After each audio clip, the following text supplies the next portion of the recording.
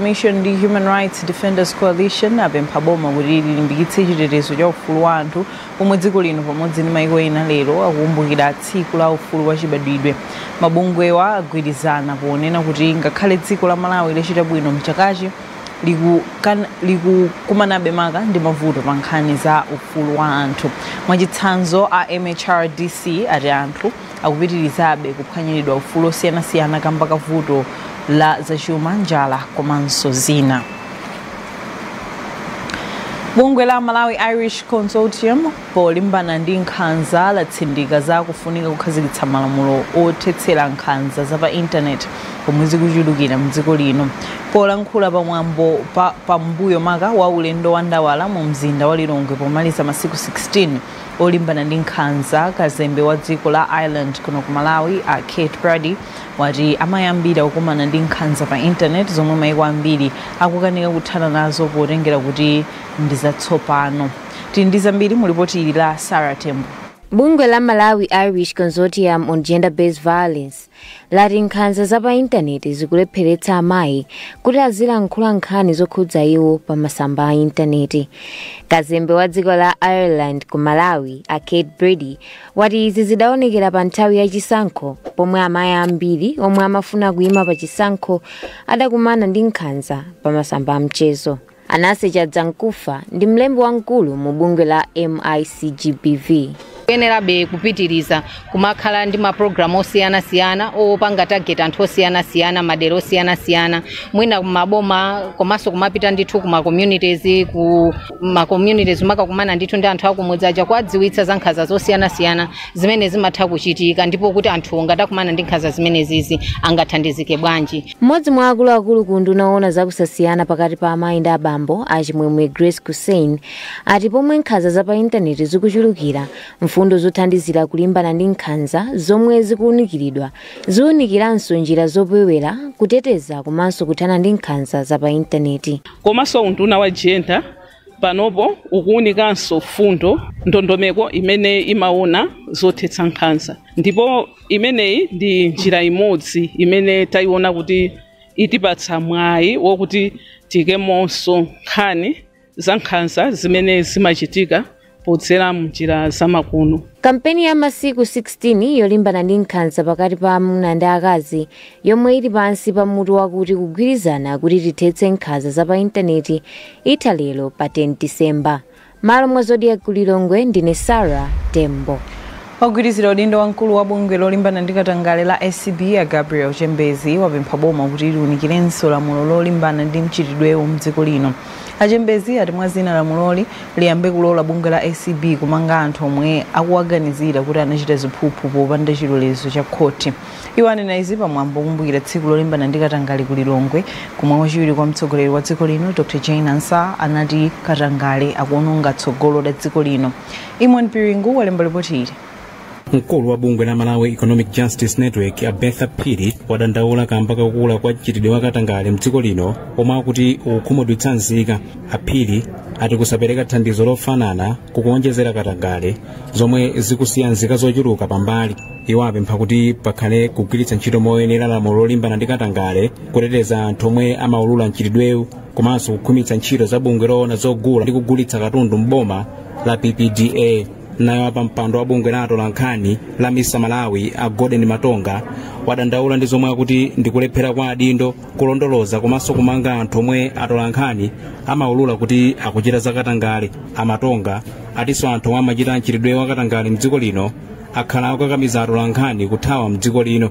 Poyamba Amatonga anati katangale wamkulu amachitika pogula katundu mboma potsindika kuti 30 kufikira 40% ya ndalama za ndondomeko ya zachuma zimabedwa kudzera mu ziphuphu komanso katangale. Iwo anati apolisi akupitirira kukhala akatangale kwambiri mdziko lino malinga ndi pomwe Malawi amaganizira. Chaka chino mwambo wokumbukira tsiku lolimbana ndi katangale amalikumbukira pamutu wokuti kulimbikitsa umunthu polimbana ndi katangale. Mwambo unatsogoleredwa ndi wachiwiri kwa mtsogoleri wa dziko lino Dr. Jane Ansah. Mmalo mwa Zodiac kuno ku BICC mu mzinda wa Lilongwe ndine Imon Piringu. Bungwe la TVETA lati ntchito yolimbikitsa luso skills for vibrant economy ndiyofunikira kwambiri maka popereka mwayi ofanana wa ntchito magawo a ulimi wamakono magetsi komanso kugwiritsa ntchito njira zamakono zofalitsira uthenga. Mkulu wa bungweli mchigawo chakumpoto a Joseph Chikopa wanena izi ku Mzimba omwe amayendera ntchito yomanga chipinda chophunzirira phunziro la kompyuta ndi chipinda chogonamo asungwana pa koleji yophunzitsa ntchito za luso la manja ya Ezondweni. Vanani Nyirenda walemba ripoti iri. Wa bungwe la TVETA mchigawo chakumpoto a Joseph Chikopa ali ndiokhulira ndi momwe ntchito yomanga chipinda chophunziramo maphunziro okhudza kompyuta komanso kumanga chipinda chogonamo asungwana pa sukulu yophunzitsa luso ya Ezondweni ikuyendera. Achikopa ali ntchito yoyika zatha ophunzira pa malowa azatha kugwiritsa ntchito makompyuta komanso chiwerengero cha ophunzira ntchito za luso pakati pa asungwana chizakwera zomwe zithandizire kukwaniritsa zomwe zinalembedwa mu Malawi 2063.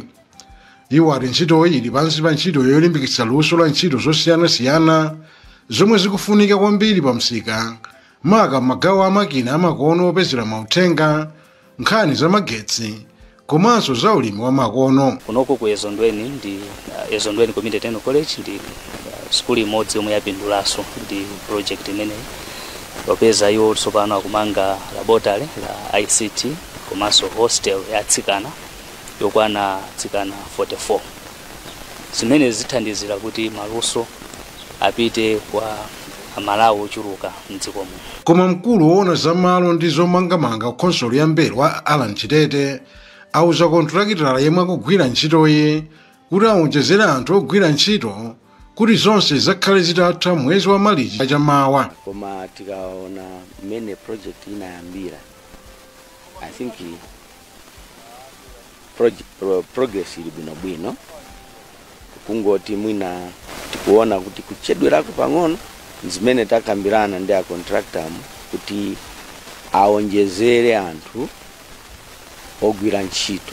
World Bank apereka ndalama zokwana $100 million kuti zigwirire ntchito yonga imeneyi m'makoleji okwana 15 mdziko muno pofuna kulimbikitsa chinyamata kupeza luso losiyanasiyana.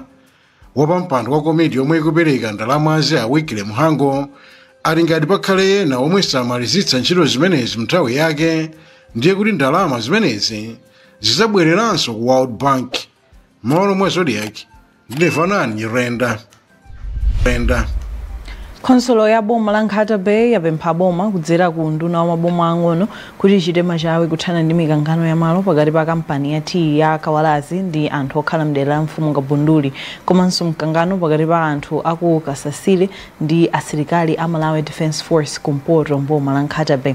Pa mpando wa khonsoloyi a Hanok Kachingwe wapereka pempho lidzulo pa msonkhano mwe nduna ya maboma ang'ono Ben Phiri anachititsa ndi akuluakulu a khonsoloyi komanso nthambi zokhudzidwa. Zambiri mu ripoti ili la Norbert Mzembe.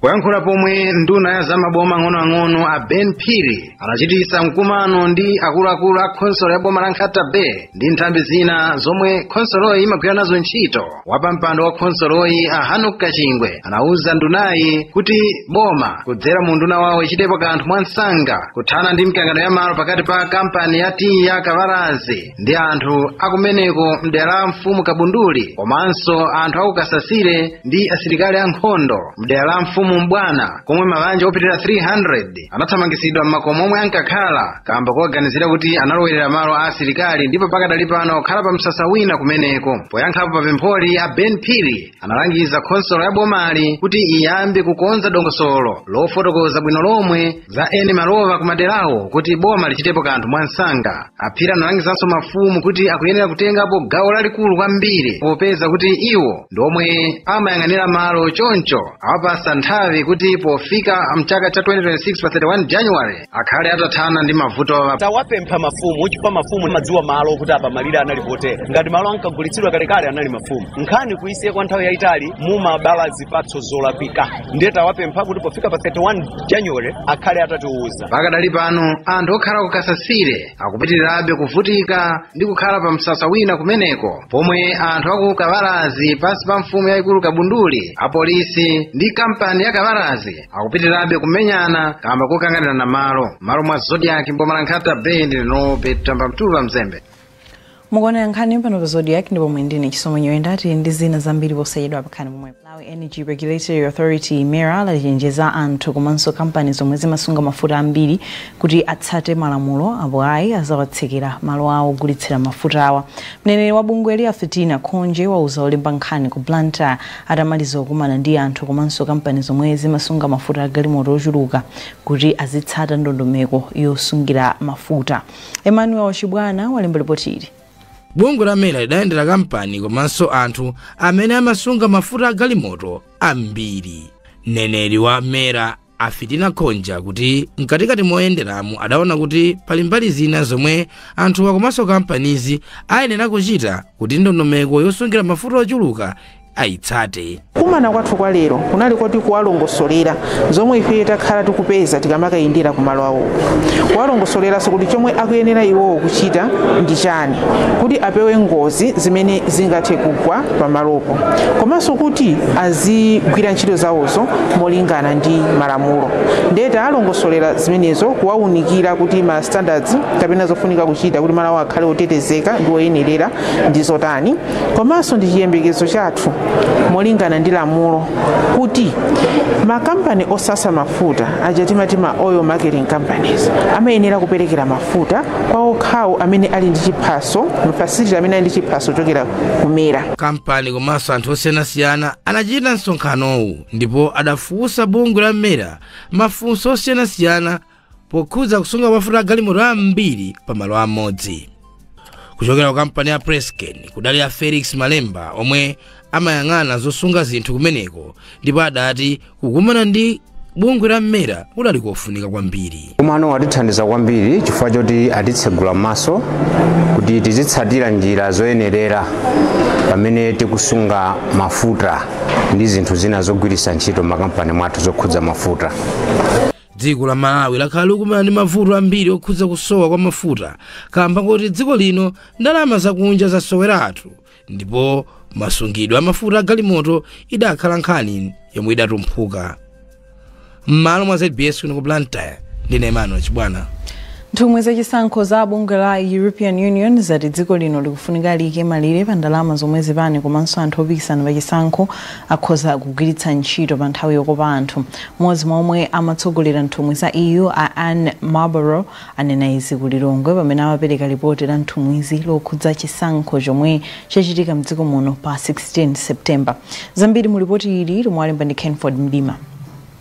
Ngakhala vomereza kuti chisankho cha pa 16 September chinali chabata, nthumwi za chisankho za bungwe la European Union zati nthawi yokopera anthu inali ndi zina zosamwitsa maka kwa omwe amapikisana. Nthumwizi zatchula kusowa kwa malamulo pa nkhani ya ndalama zomwe anthu opikisana amagwiritsa ntchito pa nthawiyi kuti ili ndi linali vuto lalikulu. Anne Marlborough, mmodzi mwa akuluakulu a nthumwizi, wati dziko lino likuyenera kukhala ndi malamulo olimbikitsa opikisana pa chisankho kuchita zinthu poyera maka pa nkhani ya ndalama komanso kuti pakhale malire pa ndalama zomwe munthu angagwiritse ntchito. What would be required would be law reform, new laws. Zomwe zikufunika ndi kusintha malamulo. Pakhale malamulo atsopano okhala ndi malire a ndalama zomwe anthu angagwiritse ntchito pa nthawi yokopa anthu. Tikuona kuti iyi ndi gawo lalikulu lofunika kukonza. Padakali pano mtsogoleri wa bungwe la akatswiri pa ndale la Political Science Association of Malawi, Dr. Henry Chingaipe, wati kuchedwa kukhala ndi malamulo pa nkhaniyi kukhoza kuchititsa kuti amayi ndi achinyamata azilephera kupeza mipando ya ndale. Ngati sitingapange je kuti ndale zathu zinkirankira kuti amene ali ndi ndalama ndokhawo amene akhoza kumatenga nawo bwino. Ndipo tikakhala kuti zinthu tayamba kusalana pandale chifukwa cha mmene munthu ulili pa nkhani ya zachuma, tikhala kuti tatayana kwakukulu ndi mfundo za ndale za democracy. Ripoti lomwe nthumwi za chisankho za European Union zatulutsa lili ndi mfundo 21 zomwe zikuti dziko lino likuyenera kuunikira pa nkhani ya kayendetsedwe ka chisankho. Malo mwa Zodiac ndine Kenford Mdima. Banki yaikulu pa dziko lonse World Bank yalangiza boma la Malawi kuti liunikenso momwe likuyendetsera ntchito zachuma potengera ndalama zomwe limapeza ndi momwe lizigwiritsira ntchito chuma kuti chuma maka chibwerere mchimake. Mkulu wa World Bank kuno ku Malawi Afira Srad wanena izi ku Lilongwe pomwe banki imakhazikitsa ripoti lowunika chuma cha boma. Ndipo bungwe la akatswiri pa nkhani za chuma la Economics Association of Malawi lati boma likuyenera kupeza njira zothanirana ndi mavuto a zachuma omwe ali mdziko lino. John Poka Ripoti lowunikira zachuma la banki yaikulu pa dziko lonse la chaka chino labweretsa poyera mavuto omwe akulepheretsa ntchito zachuma kutukuka mdziko muno. Mwazina, ripoti ilapeza kuti kuchuluka kwa ndalama zoperewera ku ndondomeko ya chuma cha boma kwachititsa kuti boma lizibwereka kwambiri ndalama ndi kukhala ndi ngongole zonjeza. Ripoti ili laonjezera kuti vuto la ndalama zakunja komanso kutsitsa mtengo kwa katundu wina kwabweretsa mavuto ndi kuti kubwenza ngongole komanso kusayendetsa bwino chuma kwachititsa kuti boma lizigwiritsa ntchito ndalama zambiri. Pofuna kukonza zinthu ndi kuti chuma chibwerere mchimake, banki yaikulu pa dziko lonse yalangiza boma la Malawi kuti liunikirenso momwe likuyendetsera ntchito zachuma potengera ndalama zomwe limapeza ndi momwe likugwiritsira ntchito. Mtsogolo wa bungwe la akatswiri a zachuma la Economics Association of Malawi, ECAMA, Dr. Betha Bangala Chikadza wauza boma kuti lichite machawi popeza njira zoti chuma cha dziko lino chibwerere mchimake. Titha kubwatolera ndalama zambiri komanso kwambiri chimene mwina tinganeneko kwamencho kuti tikatola misonkho kodi imagwira ntchito bwanji. Kuyambira kotolera kuja zafika kumene imakagwiritsidwa ntchito pakati pamakhala kutayika kwambirimbiri kokuti vuto silimakhalanso kuti kodi mdziko muno muli ndalama kapena mulibe koma ndalama zilimo komano mwina timataya pakatipa. Ripoti ili latinso gawo la zamigodi lomwe litha kuthandiza pa chitukuko cha dziko lino likupitirira kukumana ndi mavuto ofunika kupeza mayankho. Tsopano tione masewero.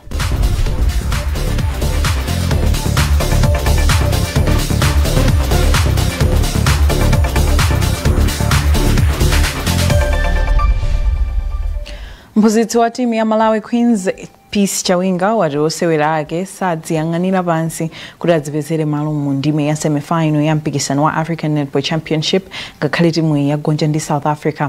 Timu ya Queens yalephera kuthetsa mbiri yosagonjetsa South Africa kwa zaka zoposera zingapo tsopano pamene yagonja 58-38 ndi South Africa usiku wathawu pa bwalo la Griffin Saenda Indoor Sports Complex ku Lilongwe. Mphunzitsi wa South Africa Jennifer Van Dijk walangiza adindo kuti asunge timu ya tsopano ya Queens chifukwa ikusewera bwino ngakhale yagonja ndi timu yake.